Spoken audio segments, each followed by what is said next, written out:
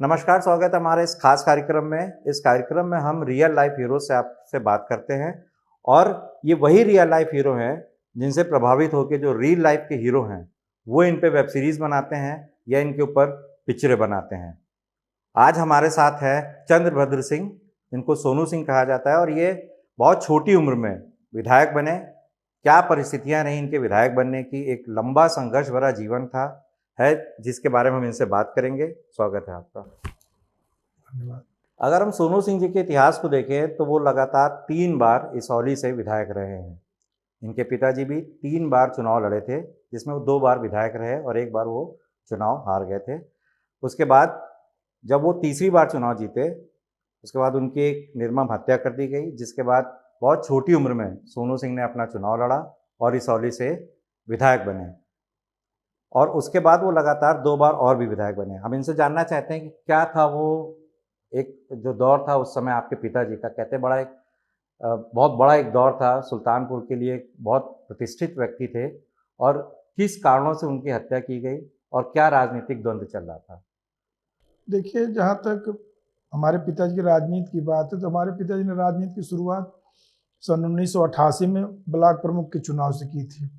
उसके पहले आज़ादी के बाद से 1988 तक, जब से हमारा धनपत ब्लॉक बना था, हमारे बाबा स्वर्गीय शारदा प्रसाद सिंह जी प्रमुख थे। उसके बाद 1988 में मेरे पिताजी प्रमुख हुए थे। 1989 में जब जनता दल का गठन हुआ, 1989 में पापा जनता दल के टिकट पर इसौली से विधायक बने। फिर 1991 में लड़े, वो चुनाव हार गए। 1993 में पापा निर्दलीय विधायक के रूप में चुने गए। फिर 1996 में जब चौथा चुनाव लड़े, 1996 वाला चुनाव हार गए थे। उसके बाद 21 जनवरी 1999 को मेरे पिताजी की हत्या ही हमारे जो कार्यालय जहाँ पर आज मेरा इंटरव्यू ले रहे हैं, आगे दीवानी चौराहा पड़ता है, उसी पे राम सिंह चाचा जो यहाँ के पूर्व सांसद जी थे, उन्हीं का कार्यालय था। तो वहीं पर जा रहे तो पीछे से बम मार के पापा की हत्या कर दी गई थी। अच्छा, वो क्या उसके पहले सारी परिस्थितियां आप जिस समय जब मतलब उनकी हत्या नहीं थी, उसके पहले आपको क्या लगता था? आपको क्या बनना चाहिए? आपको राजनेता बनना चाहते थे या कुछ और बनना चाहते थे? फिर उनकी हत्या के बाद क्या परिस्थिति ऐसी बनी कि आपको राजनीति में आना पड़ा? नहीं, देखिए, राजनेता बनने का मेरा कोई ऐसा मन नहीं था या मुझे कुछ खुद भी नहीं लगता था, क्योंकि पापा हम लोगों को अपने राजनीति से दूर रखते थे। आजकल का तो नहीं, आजकल तो खैर सब आदमी बैठाता है, सुनता है, मिलता है, लेकिन हम लोगों का ऐसा नहीं था।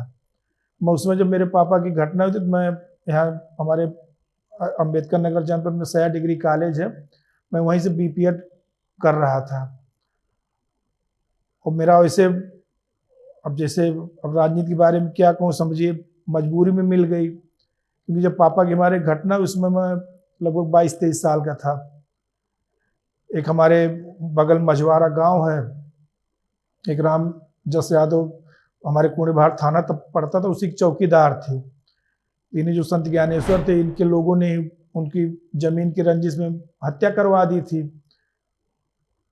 तो उनको संत ज्ञानेश्वर को लगा कि फिर बाद में उनका संत ज्ञानेश्वर का आश्रम उजाड़ दिया गया। फिर तमाम उसमें असली चीज़ें बरामद हुई थी, बहुत सारी इधर उधर की चीज़ें, अब कहना नहीं चाहिए। फिर उसके बाद उनकी हत्या के बाद रामजस यादव जो चौकीदार थे, उनकी हत्या के बाद फिर जब उनका आश्रम उजाड़ा गया तो 98 में, फिर 99 जनवरी में 21 जनवरी पापा की हत्या कर दी गई थी। संत ज्ञानेश्वर को ये लगता था कि वो घटना पापा ने कराई, उनका आश्रम उजड़ा, जबकि ऐसा कुछ नहीं था। पापा से उनसे कोई मतलब भी नहीं था, ना किसी प्रकार का उसके पहले पापा को उनका कोई विवाद भी नहीं था। पापा वहाँ आते जाते भी नहीं थे। अच्छा, जब 2002 में आपने चुनाव लड़ा सपा से, उसके बाद आपके ऊपर एक मास मर्डर केस का जो आरोप भी लगा, उसके बाद 2007 में फिर आपको सपा ने टिकट दिया। 2009 में आपने क्यों छोड़ दिया? क्यों मायावती जी के साथ चले गए? 2007 में जो आप आरोप लगा ना, संत ज्ञानेश्वर की हत्या का आरोप मेरे ऊपर लगा था, लेकिन उस समय सीबीसीआईडी विवेचना चल रही थी। 2007 में जब मायावती जी उत्तर प्रदेश मुख्यमंत्री बन गई, तो मुझे जहाँ तक याद, मैंने 13 मई को शपथ ली थी 2007 में, 26 मई को मेरी गिरफ्तारी हुई थी। फिर हम लखनऊ से मेरे अपने बहुखंडी जो मेरा अपना निवास था, सरकारी आवास था, वहीं से गिरफ्तारी हुई थी। फिर मैं जेल चला गया। 2009 में जब पार्लियामेंट का चुनाव हुआ, मायावती जी की मतलब यहाँ सुल्तानपुर में अगल बगल कई जनपदों में उनकी हार हुई। उसके पहले से एक वजह ये भी थी कि जैसे हमारे लोगों के साथ मतलब बहुत ज़्यादा उत्पीड़न हो रहा था। मतलब आप समझिए कम 300-350 लोगों के ऊपर मुकदमे लिख गए थे, सब फर्जी मुकदमे। जिस तरह से आज भाजपा सरकार में चल रहा है कि मुकदमे लेके सबको परेशान करना, सब फर्जी लिखवाते, उसी तरह से उस टाइम भी होता था। तो खाली अपने लोगों को बचाने के चक्कर में, क्योंकि हम लोग तो नैनी में थे, लोग हम नैनी जेल में बंद थे और यहाँ कोई देखने वाला था नहीं, और उनका ये था कि इतना इनको परेशान किया जाएगा, टूटेंगे तब हमारे साथ आएंगे ये, और उसी सब की अपने लोगों को बचाने के लिए खाली मुझे इस्तीफा देना पड़ गया था। तो ये प्रभाव आपका हमेशा से रहा कि अगल बगल के जितने भी क्षेत्र हैं वहाँ पे कोई भी चुनाव हो उसमें आपका दखल रहता है? नहीं, अगल बगल के चुनाव से मैं कभी दखलंदाजी नहीं करता था। मैं इसौली विधानसभा से विधायक था, मैं वहीं तक सीमित रहता था। लेकिन जब 2019 का चुनाव लड़ा लोकसभा का, उसके बाद से मैंने पूरे जिले भर में जो भी मुझे किसी के सुख में, दुख में, शादी में, ब्याह में, फिर मैंने आना जाना शुरू कर दिया। अच्छा, ये जब फिर बसपा ने आपको टिकट क्यों नहीं दिया दोबारा? जब उनके साथ आप हो गए, उनका आपने पूरा यहाँ पे सारा सिस्टम ठीक करा और एक तरीके से आप सिर्फ इसलिए कि आपके लोगों को परेशान ना किया जाए आपने इस्तीफा दिया, आप बसपा में आए, उसके बाद बसपा ने आपको टिकट भी नहीं दिया। नहीं, देखिए, इस्तीफा देने के पहले जब मायावती जी मुझसे मिली थी तो उन्होंने कहा था कि अब तुम्हारा सब सोनू ठीक रहेगा। लेकिन उसके बाद यहाँ के कोऑर्डिनेटर थे जुगल किशोर जी, नसीमुद्दीन जी थे, ये लोग मुझे मतलब लेके गए थे। जब 2012 की टिकट की बात आई तो उन्होंने मेरा टिकट काट के मतलब दूसरे को दे दिया। कोई रीजन नहीं था मेरा टिकट काटने का। तो 2019 में ऐसा क्या फिर से प्रेम आपका जगा कि आप मेनका गांधी के खिलाफ बीएसपी से फिर से चुनाव लड़ प्रेम की गए? बात है तो 2013 में मैंने भारतीय जनता पार्टी ज्वाइन कर ली थी। मैं 13 से लगातार 19 तक भारतीय जनता पार्टी में था। 2017 का जब विधानसभा का चुनाव था तो उसमें मेरा टिकट कट गया, फिर से वहाँ भी टिकट कट गया। जबकि आप सोचिए उस समय आप भी जाने तिरंगा यात्रा निकली थी 2017 में। मैं मतलब इधर अगल बगल के 10-5 जनपद की बात बता सकता हूँ, 8,000 मोटरसाइकिलों की मैंने तिरंगा यात्रा निकाली थी। उतनी बड़ी रैली किसी ने नहीं की थी। अब आप भी जानते हो राजनीतिक परिवार से, राजनीतिक परिवेश से हूँ, बाबा प्रमुख, पापा भी विधायक, मैं खुद भी विधायक था, तो अब बिना पद के तो कुछ हो नहीं सकता है, मुंह से किसी की सेवा की नहीं जा सकती, और मेरे ऊपर कोई ब्लेम नहीं था। आज जहाँ बैठे हैं आप, ये मेरा कार्यालय, मेरा एकमात्र ही जगह है, मेरी खुद की ली हुई। एक हमारा सिरवारा रोड पे मकान है, न मेरा कोई जमीन का कोई ऐसा है, न कोई विवाद है, न कुछ है, न किसी प्रकार की वसूली, न जाति, कोई मतलब नहीं मेरा। मैं सिर्फ राजनीति और लोगों की सेवा के लिए राजनीति करता हूँ।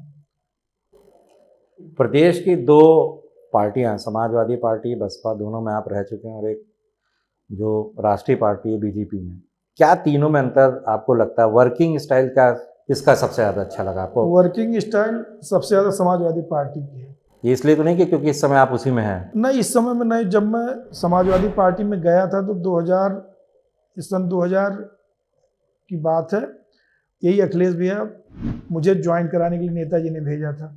मतलब जुलाई अगस्त का मैंने बरसते पानी में अखिलेश भैया का हेलीकॉप्टर हमारे गांव पे उतरा था।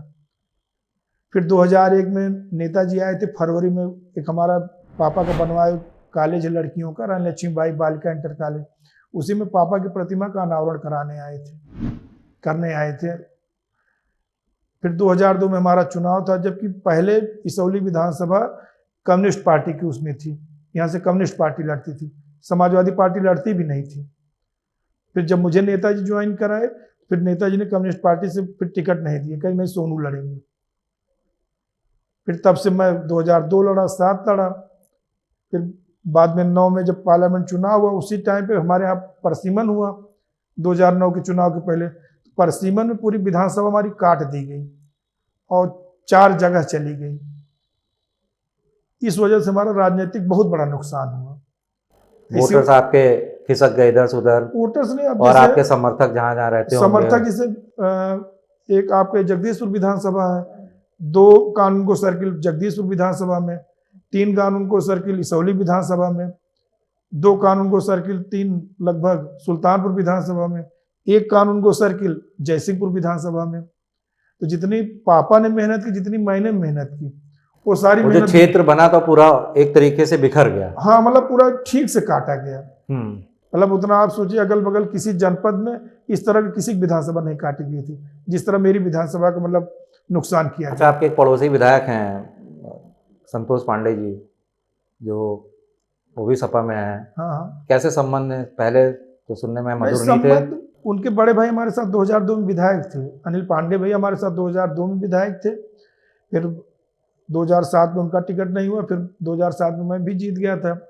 संबंध उम्बंध नहीं खराब था। जैसे ये था कि जैसे 2012 में संतोष जी पहली बार विधायक हुए, उसके बाद से मैं हम लोगों का न टिकट हुआ ना कोई, बस हाँ राजनीति में सक्रियता रहती थी, लेकिन ये नहीं था किसी तरह का हमारा उनका कोई सब विवाद नहीं था। अब उस समय उस सपा में था तो मैं भाजपा में था, और ऐसा कोई मतलब बस खाली राजनीतिक जो कुछ आज संबंध कैसे है एक ही पार्टी में होने के कारण? संबंध पहले भी ठीक था, संबंध मेरा कभी ऐसा खराब नहीं था, बातचीत थी लेकिन इतनी ज्यादा नहीं थी। उनके भैया से हमारा अच्छा संबंध था, कोई मतलब किसी तरह का वो नहीं था। आज भी संबंध है। ये बाहुबली का तमगा आपके ऊपर एक लगा, ये जो मास मर्डर केस सन ज्ञानेश्वर का हुआ, उसके बाद आप कई लोगों के संपर्क में आए कि किसके किसके आप बहुत करीबी हैं इस समय? कौन कौन लोगों को आपको सपोर्ट मिलता है? लोग कहते हैं ब्रजभूषण जी का भी मिलता है, राजा भैया का भी मिलता है, धनंजय सिंह का भी मिलता है। सबसे ज़्यादा करीबी किसके हैं? और किस संबंध ठीक है, संबंध अपनी जगह पे है, लेकिन जहाँ तक आप ब्रजभूषण भैया की बात कर रहे हैं, राजा भैया की, मतलब ठीक है, संबंध अपनी जगह पे है, लेकिन राजनीति अपनी जगह पे है। राजनीति मैं अपने हिसाब से करता हूँ, पहले भी करता था। जब मेरा पहली बार टिकट हुआ था, जब इस बार दोबारा मतलब फिर से जब समाजवादी पार्टी में गया, तो मैं 2012 से ही समाजवादी पार्टी में जाना चाहता था। इस चीज को अखिलेश भैया जानते हैं। ये जो बाहुबली का तमगा लग गया सोनू सिंह के ऊपर कि बाहुबली हैं, और थोड़ा सा दहशत बहुत है इनकी सुल्तानपुर में, और इस दहशत के कारण कई जो पार्टीज़ हैं उन्होंने कॉर्पोरेट कंपनी की तरह आपको यूज़ भी किया है। नहीं, कारपोरेट कंपनी की तरह नहीं कोई यूज करे। जहाँ तक आप बाहुबली की बात करें, बाहुबली इससे पहले भी जन समर्थन पापा के समय में भी था, आज भी वही जन समर्थन है। भले मेरे पास पद नहीं, लेकिन जन समर्थन किसी से मेरा कम नहीं है। और उसी के लिए चाहे कोई बाहुबली बुलाए, चाहे माफिया बुलाए, चाहे जो बोले। अच्छा, ये जो मास मर्डर केस हुआ सन ज्ञानेश्वर का, उनके साथ जो और लोग मारे गए, क्या था ये? इसके पीछे आपको क्या लगता है कि किसने कराया है, क्यों हुआ अब है? देखिए क्योंकि उसके बारे ये गुत्थी ऐसी है जो कोई नहीं सुलझा पाया आज तक। अब देखिए उसके बारे में मुझे कुछ नहीं कहना। जहाँ तक उस केस की बात है, मैं उसमें सुप्रीम कोर्ट तक से बरी हो चुका हूँ। मतलब सेशन से भी, हाई कोर्ट से भी, सुप्रीम कोर्ट से, मैं तीनों जगह से बरी हो चुका हूँ। अब किसने किया, कौन किया, और जब कोर्ट उसमें मुझे बरी कर चुकी, इस बारे में कोर्ट के सामने मैं क्या बोल सकता हूँ इसमें? नहीं तो क्या आप तो मतलब एक कुछ आपका तो निष्कर्ष होगा कि और कोई देखिए उनको... उनकी तो आपस की दुश्मनी भी बहुत थी। हाँ। उन्होंने यहाँ तक कि गोपालगंज के डीएम तक का मर्डर करवाया था। मतलब और उनकी क्षमा दया याचिका राष्ट्रपति के यहाँ से मतलब हुई थी। उनकी हमारी अकेले से थोड़ी दुश्मनी थी, उनकी कई लोगों से दुश्मनी थी। क्या चरित्र था उनका? बुक बताते हैं कि बड़ा, जैसा आपने बताया, जब उनके छापे पे भी पढ़ते थे तो काफ़ी... अब जहाँ तक उनके चरित्र की बात है, तो जैसे उनकी गाड़ियाँ में जब वो चलते थे, सिर्फ महिलाएं चलती थी, पुरुष कोई नहीं चलता था। यहाँ तक कि ड्राइवर भी महिला होती थी। जब उनके यहाँ छापा पड़ा था तो सारी असली चीज़ें मतलब बरामद हुई थी उसमें। बुलेट प्रूफ गाड़ी से आप चलते हैं, ऐसा कहा जाता है, बुलेट प्रूफ गाड़ियों से आप... ना, मैं बुलेट प्रूफ से नहीं चलता। जब तक ऊपर वाला, मैं बुलेट प्रूफ जाको रखे साइयाँ मार सके ना कोई। अजय, 2024 का ये जो चुनाव हुआ, इसमें बहुत सारे लोग हारे, बड़े नामचीन लोग हारे। आपके क्षेत्र से मेनका गांधी भी यहाँ से चुनाव हारी, और बताया जाता है कि उसमें बहुत बड़ा हाथ आपका है, समाजवादी पार्टी से बहुत बड़ा एक आपने जो रोल है वो प्ले किया उनको हराने में। इसे और इसके अलावा एक सवाल और भी आपसे पूछेंगे कि इसी से जुड़ा हुआ कि क्या कारण रहा कि जो बीजेपी का प्रदर्शन था खराब रहा? आपकी पॉलिटिकल सोच इसके बारे में क्या कहती है? पहले किस चीज़ का उत्तर दूं? पहले तो आप सुल्तानपुर का दीजिए। नहीं, चुनाव का कि पहले चुनाव का बीजेपी हरा के प्रदर्शन का, किस चीज़ सबसे का? पहले तो चुनाव कीजिए। मेनका गांधी के हारने में जो आपका हाथ था, किस तरीके से आपने हराया? जैसे चुनाव तो जनता ने हराया। जैसे भी अपने यहाँ सुल्तानपुर में 25 तारीख को चुनाव था।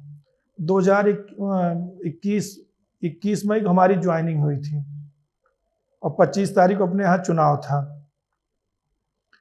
तो उसके बाद जैसे अब मेनका जी ऐसा नहीं कि यहाँ नहीं आती थी, लगातार बनी भी रहती थी, लेकिन कुछ लोगों ने उनको घेर रखा था।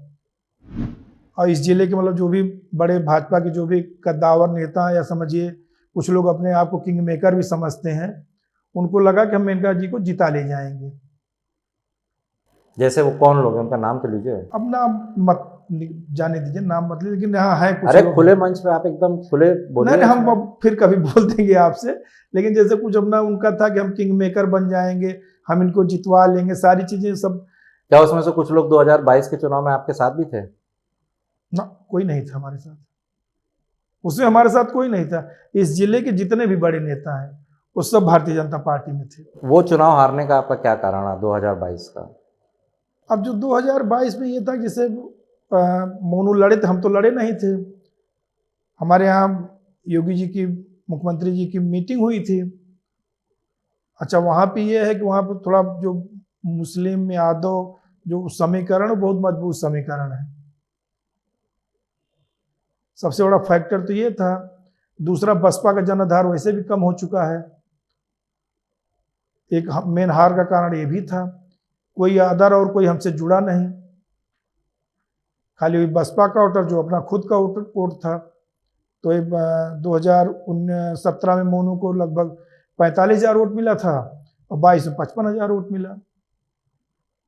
सबसे बड़ा रीजन तो यही था कि मतलब जब पूरी पार्टी खत्म है, बसपा में कोई दम तो रह नहीं गया है। मेनका गांधी से आपके संबंध खराब हुए, उसकी क्या वजह रही? कोई वजह नहीं थी, खाली मैं चुनाव लड़ा था 2019 में। उसके पहले वरुण गांधी यहाँ से चुनाव लड़े थे 2014 के, मैं उनके साथ था और उनकी जीत में भी मेरी बहुत महत्वपूर्ण भूमिका थी। अब आजकल देखिए वोट चोरी का आरोप लग ही रहा है। अखिलेश भैया बोल रहे हैं, राहुल गांधी जी बोल रहे हैं, सब तो बोल रहे हैं। मैं सिर्फ 12,500 वोट से चुनाव हारा था 2019 का। जितना वोट पाके मैं हारा था 4,44,000, उतना वोट पाके राम भुआल निषाद जीत गए और मेनका गांधी जी हार गई। अच्छा, मेनका गांधी से ध्यान आया, एक सवाल आपसे और भी मैंने पूछा था कि जब मेनका गांधी के हारने का तो कारण सुल्तानपुर का आपने बताया कि भाई उनको जनता ना रहे, बाकी और प्रदर्शन क्यों खराब रहा आपकी बार? यूपी एक बड़ा। देखिए, यहाँ जिस तरह से चल रहा है, हम तो बहुत कई दलों की राजनीति देखें, सबका कुछ न कुछ रहता है। जैसे खाली उत्पीड़न की वजह से, चाहे तहसील हो, हम इस चीज़ पहले भी बोले, चाहे तहसील हो, थाना हो, आम लोगों की ज़रूरतें, गरीब लोगों की ज़रूरतें खाली थाने तहसील तक है और वहाँ कोई सुनने वाला नहीं है। सिर्फ खाली धन उगाही की जाती है। अमीर लोगों को कोई परेशान करे, परेशान खाली गरीब होता है, और जो छोटे लोग हैं वो सब बीजेपी से छिटक चुके हैं। 2 दर्जन से ज़्यादा मुकदमे दोनों भाइयों पे हैं आपके। आप लोग अपने आप को बाहुबली मानते हैं? देखिए, हमारे ऊपर मौजूदा समय सिर्फ 4 मुकदमे हैं और 2019 से लेकर 24 तक मेनका गांधी जी ने मेरे ऊपर लगभग 10 मुकदमे फर्जी लिखवाए थे। यहाँ तक कि गैंगस्टर भी मेरे ऊपर लगवाया था और सिर्फ 323, 5,4, मुकदमे लिखाए गए थे। ना एक उसमें कोई रंगदारी रही हो, कोई अपहरण रहा हो, कोई हत्या, कुछ नहीं था मेरे ऊपर। सब फर्जी मुकदमे लिखाए गए थे। सब मुकदमे बरी हो चुका हूँ, खाली 4 मुकदमे हैं मेरे ऊपर। 2027 में क्या लगता है, समाजवादी पार्टी आपको पसंदीदा सीट से देगी टिकट? अब देना तो चाहिए, अगर अखिलेश भैया को लगेगा कि सोनू डिजर्व करते हैं तो देंगे। बाकी जो उनका आदेश होगा, मैं उनको बड़े भाई की तरह मानता हूँ, पहले से भी मानता था, आज भी मानता हूँ। जो उनका आदेश होगा, जो निर्देश होगा, उसका पालन करूंगा। कैसा प्रदर्शन करेगी समाजवादी पार्टी 2027 में? बहुत अच्छा प्रदर्शन करेगी। कारण? बहुत सारे कारण हैं। एक तो भारतीय जनता पार्टी से सब ऊब चुके हैं और जो इनके मौजूदा विधायक हैं, सांसद हैं, इन लोगों का कोई मतलब आम जनता से कोई सरोकार ही नहीं है। इन लोग खाली दलाल चापलूस यही लिए टहल रहे हैं। हमारी जिले सुल्तानपुर जिले की ले लीजिए, लगातार बड़ी पंचायत से इस समय आप अलग चल रहे हैं, मतलब विधानसभा से अलग चल रहे हैं। अगर टिकट नहीं मिलता है 27 में तो किसी और पार्टी में जाएंगे क्या, बीजेपी में चले ना, जाएंगे? कहीं नहीं जाऊंगा, रहूंगा अब समाजवादी पार्टी में आजीवन। न पार्टी बदलूंगा न दल बदलूंगा। अखिलेश भैया ने जो मेरे ऊपर भरोसा जताया है, जो भी उनका आदेश होगा, जो निर्देश होगा, मैं पूर्णतः ईमानदारी से उसका पालन करूंगा। अगर कहीं से प्रेशर बना तो? क्या प्रेशर बनेगा? जितना प्रेशर बनना एक बार बसपा ने बनाया था आपके ऊपर। तब जितना बनना था बन चुका, कुछ है ही नहीं, क्या प्रेशर बनाएंगे? जितना प्रेशर बनना था, जितना मेरा मतलब सब होना था, सब तो हो चुका है। अब क्या बचा है? कोई अपराधी नहीं मैं, न कोई गलत काम करता हूँ, न मेरा कोई ऐसा काम है जिसमें मुझे जबरदस्ती कुछ न कुछ किया जाएगा। अब राजनीति करता हूँ, राजनीति थोड़ी छोड़ सकता हूँ। पर हमारी इसी राजनीति के चक्कर हमारे पापा की इतनी बड़ी घटना हो गई। हम 25-26 साल इसी में पूरा, हम राजनीति से कभी भागे नहीं, जनसेवा कभी छोड़ी नहीं। हारना जीतना तो अपनी जगह पे है। चुनाव हारा, उतना बड़ा चुनाव हारा था, दूसरा कोई तो घर बैठ जाता। लेकिन ये भी कहा जाता है कि जब आपका सबसे बुरा दौर चल रहा था पिताजी की हत्या के बाद और जब विधायक बने थे, सबसे ज़्यादा सपोर्ट आपका मुलायम सिंह यादव ने किया था। बिल्कुल किया था, नेताजी ने बहुत सपोर्ट किया था उनको। मैं समझिए दुनिया तो उनको नेताजी के नाम से बुलाती, मैं उनको बाबूजी के नाम से बुलाता था। भले मैं साधारण विधायक था, लेकिन ऐसा नहीं था कि मतलब किसी मंत्री से मेरी कम हैसियत नहीं थी। जो भी जनता से जुड़े काम, जो भी मतलब चाहे किसी को इलाज के पैसे दिलवाने, किसी का कोई काम रहा हो, तो कभी रुका नहीं। अगर मैंने कह दिया बाबूजी ये है, तो अगर उनको लगा कि हाँ ये काम सही, तो हुआ मेरा काम। 27 में आपको मान लीजिए टिकट मिला, विधायक बने, तो क्या आपको लगता है मंत्री भी बन सकते हैं आप? अभी तो अखिलेश भैया जाने, उसमें हम क्या बोल सकते हैं। नहीं, संबंध एक होते हैं, आपके किस तरीके के संबंध इस समय नहीं, उनके साथ चल रहे हैं, उससे पता चल जाएगा। आप लोग तो पॉलिटिकल आदमी होंगे, संबंध अगर ठीक है तो टिकट मिलेगा, नहीं ठीक है तो कटेगा, और बहुत अच्छे संबंध है तो मंत्री भी बनेंगे। अब देखिए मंत्री बनाना, टिकट देना, ये भैया का काम है। अगर उनको लगेगा, जो कुछ भी उनको अच्छा लगेगा वही करेंगे। मैं कभी पहले भी कुछ मांगने नहीं जाता था, आज भी मांगने नहीं जाता हूँ। मिलता हूँ ये सही है, नेता से कभी टिकट की बात नहीं किया।